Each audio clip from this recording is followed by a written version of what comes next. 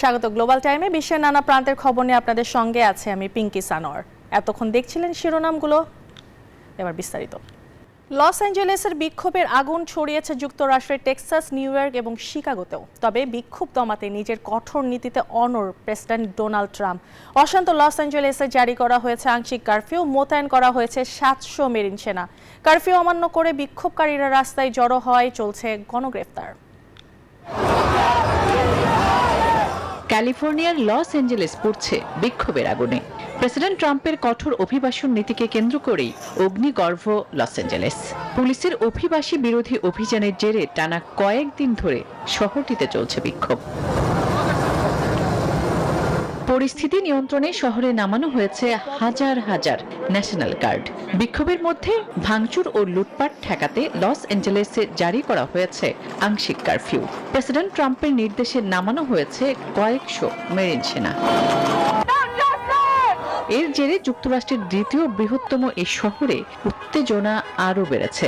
Loss অ্যাঞ্জেলেসে curfew অমান্য করেই রাস্তায় নামছে মানুষ, চলছে গণগ্রেফতার। এমনকি ট্রাম্প প্রশাসনের এসব কঠোর পদক্ষেপে বিক্ষোভ আরও দীর্ঘ ও বিস্তৃতও হচ্ছে। উত্তেজনার পারদ ছড়িয়েছে দেশটির Chicago, New York, San Francisco সহ বিভিন্ন শহরে।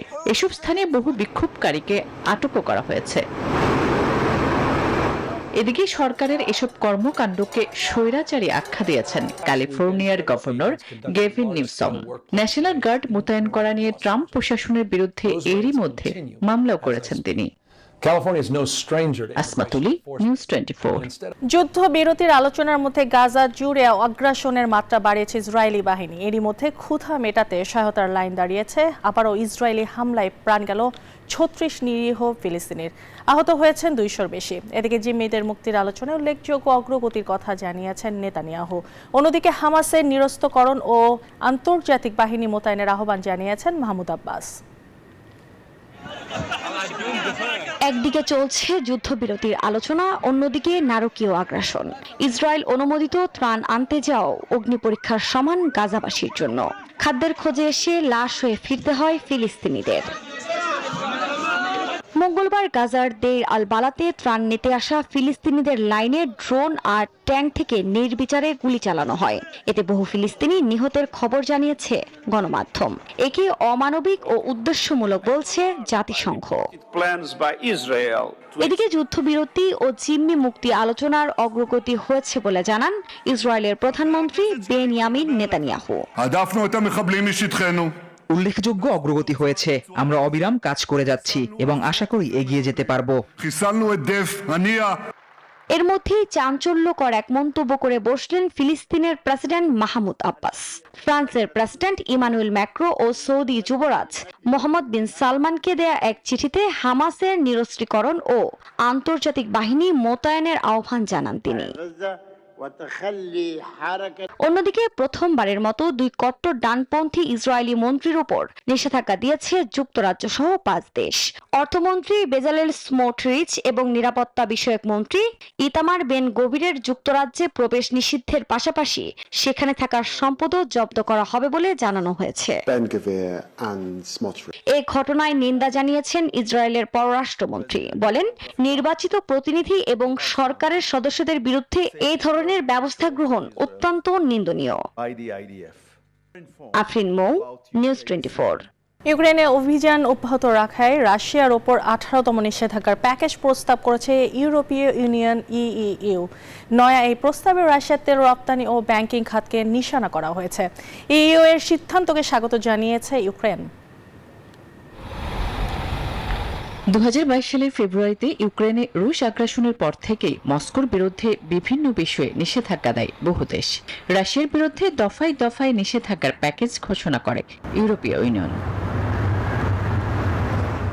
এবার তেল ও ব্যাংকিং খাতকে কেন্দ্র করে রাশিয়ার বিরুদ্ধে 18তম নিষেধাজ্ঞার প্যাকেজ প্রস্তাব করেছে ইইউ। ইউক্রেনে রুশ অভিযান অব্যাহত থাকায় বেলজিয়ামের রাজধানী ব্রাসেলসে এমন ঘোষণা দেন ইউরোপীয় কমিশনের president Ursula von der Leyen. প্রস্তাবে ইউক্রেনে 30 দিনের সম্পূর্ণ এবং নিঃশর্ত যুদ্ধবিরতির দাবি পুনর্ব্যক্ত করেন তিনি। জোর দেন যুদ্ধ বন্ধের উপর। ইউরোপীয় ইউনিয়নের লক্ষ্য রাশিয়ার তেলের সর্বোচ্চ মূল্য কমানো, যেন পুতিন প্রশাসন ইউক্রেনের যুদ্ধের অর্থায়নের অতিরিক্ত মুনাফা থেকে বঞ্চিত হয়। এখানেই শেষ নয়, রাশিয়ার রাজস্ব আয় বাধাগ্রস্ত করতে নর্থ স্ট্রিম পাইপলাইনের উপর নিষেধাজ্ঞা দিতে চায় ইইউ। তবে রাশিয়ার বিরুদ্ধে ইইউ এর নিষেধাজ্ঞার প্রস্তাবের বিরোধিতা করেছে স্লোভাকিয়া। আর ইউরোপীয় ইউনিয়নের এমন পদক্ষেপকে স্বাগত জানিয়েছেন ইউক্রেনের প্রেসিডেন্ট ভলোদিমির জেলেনস্কি। আসমাতুলি, নিউজ 24। বাণিজ্য বাধা কমিয়ে আনার লক্ষ্যে নীতিগতভাবে এক চুক্তির কাঠামোয় সম্মত হয়েছে বিশ্বের বৃহত্তম দুই অর্থনৈতিক শক্তি যুক্তরাষ্ট্র ও চীন।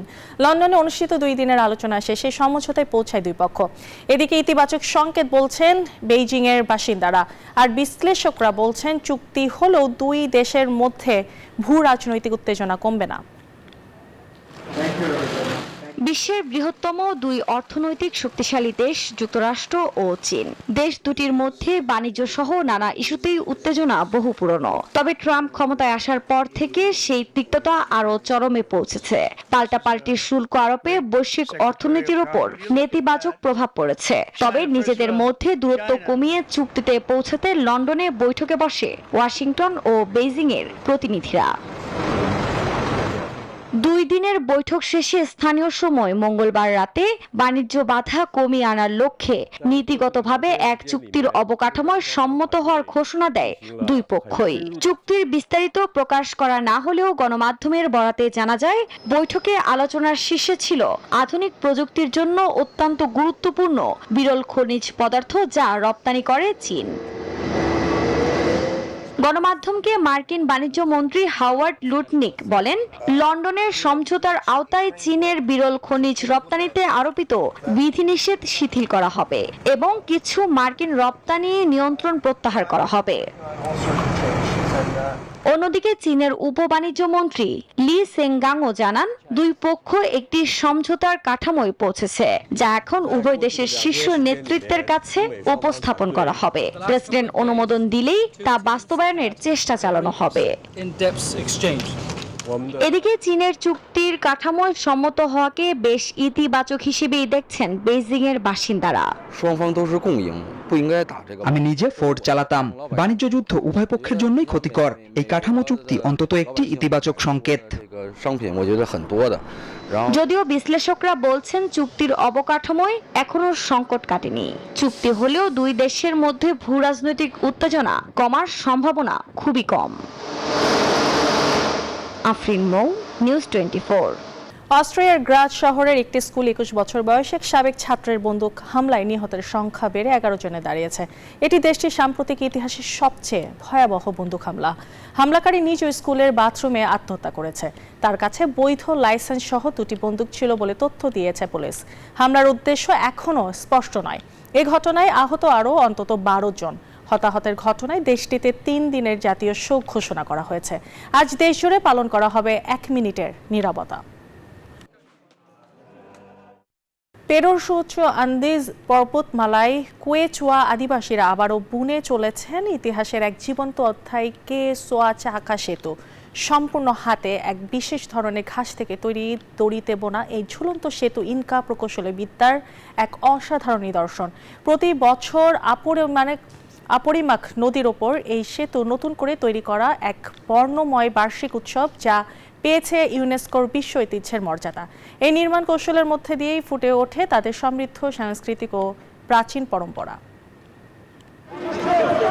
পেরুর কুসকোর দুর্গম পাহাড়ে মেঘের কাছাকাছি 3700 মিটার উঁচুতে আবারও ধ্বনিত হলো ঐতিহ্যের সুর। ভয়ঙ্কর আপরিমাক নদীর উত্তাল স্রোতের বুকে স্থানীয় কুয়েচুয়া সম্প্রদায়ের মানুষ প্রতি বছরের মতো এবারও তৈরি করলেন কেসোয়াচাকা ইনকা আমলের কিংবদন্তি শেষ দড়ির সেতু। নারী পুরুষ সকলে মিলে কইয়া ইচু নামের এক বিশেষ প্রকার ঘাস শুকিয়ে তা হাতে পাকিয়ে তৈরি করেন অবিশ্বাস্য রকমের মজবুত দড়ি। সেই ঐতিহ্যবাহী দড়িতেই পরম যত্নে বোনা হয় প্রায় 30 মিটার দীর্ঘ এই বিস্ময়কর সেতু। এই সেতু শুধু নদী পারাপারের মাধ্যম নয়, এ যেন ইনকাদের উন্নত প্রকৌশল জ্ঞান আর হাজার বছরের পুরনো ঐতিহ্যের জীবন্ত প্রতিচ্ছবি। একসময় আন্দিজ পর্বতমালায় বিস্তৃত বিশাল ইনকা পথের এক গুরুত্বপূর্ণ অংশ ছিল এই সেতু। 2013 সালে ইউনেস্কো এই সেতুর অনন্য নির্মাণ কৌশলী ও সংস্কৃতিকে বিশ্বের অমূল্য সাংস্কৃতিক ঐতিহ্য হিসেবে স্বীকৃতি দিয়েছে। এভাবেই প্রজন্মের পর প্রজন্ম ধরে সযত্নে লালিত হচ্ছে এই জীবন্ত ইতিহাস। Desk report, news 24। কয়েক ধরনের সবজি দিয়ে মোজার্টের সিম্ফনি বাজিয়ে তাক লাগিয়ে দিয়েছেন লন্ডনের একদল সঙ্গীত শিল্পী। লন্ডনের রাস্তায় তারা তুলে ধরেছেন ক্লাসিক সঙ্গীতের সুরের এক জগৎ। সঙ্গীত পরিবেশনের অভিনব কায়দা নজর কেড়েছে দর্শনার্থীদের। অবাক হলেও সত্যি, গাজর দিয়ে বাঁশি আর বাটারনাট স্কোয়াশ তৈরি চুম্বন লন্ডনের উদ্ভিজ্জ অর্কেস্ট্রা এমন এক অভিনব উদ্যোগ যেখানে সবজি হয়ে উঠেছে সঙ্গীতের মাধ্যম। দর্শনার্থীদের অবাক করে দিয়ে লন্ডনের গার্ডসনের ফার্ম শপের সামনে এই ব্যতিক্রমী কনসার্ট বাজলো মোসার্ট থেকে শুরু করে কুরগেটের উপর ক্লাসিক গান। দলটির উদ্যোক্তা টিম ক্রানমোর নিজেই একজন বাঁশি নির্মাতা। এক জাপানি কারিগরের ভিডিও দেখে বন্ধুর পরামর্শে শুরু করেন বাঁশি বানানো। ইউটিউবে সে ভিডিও ভাইরাল হতেই জনপ্রিয় চিপস টাইরেলের ক্রিপস ব্যান্ড থেকে আসে প্রস্তাব। এরপর থেকে তৈরি হয় লন্ডন ভেজিটেবল অর্কেস্ট্রা।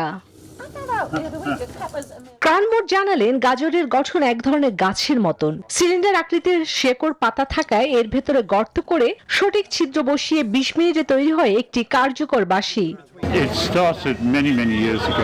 এটি নলাকার, মাটিতে জন্মায়। এর শিকড় আছে, এর পাতা আছে এবং গাজর একই রকম। সুতরাং এমন কোনো কারণ নেই যে একটি গাজর একটি গাছের মতোই রেকর্ডার তৈরি করবে না। যা কাঠের তুলনায় অনেক ক্ষেত্রে ভালো কাজ করে, তবে তারা জানান সবজি দিয়ে বাজানো এতটা সহজ নয়। মুখে ধরার অংশ নিজেই বাজাতে হয়, তাই প্রতিবার তারতম্য থাকে। কয়েক মিনিট বাজানোর পরে ক্লান্তি ভর করে। এছাড়া সবজিগুলো কাটা হলে দ্রুত পানি হারিয়ে নরম হয়ে যায়, এজন্য বারবার পানিতে ভিজিয়ে রাখতে হয়। চন্দ্রানী চন্দ্রা, নিউজ 24। এ ছিল গ্লোবাল টাইম এখনকার মতো আয়োজন। এতক্ষণ সাথে থাকার জন্য ধন্যবাদ।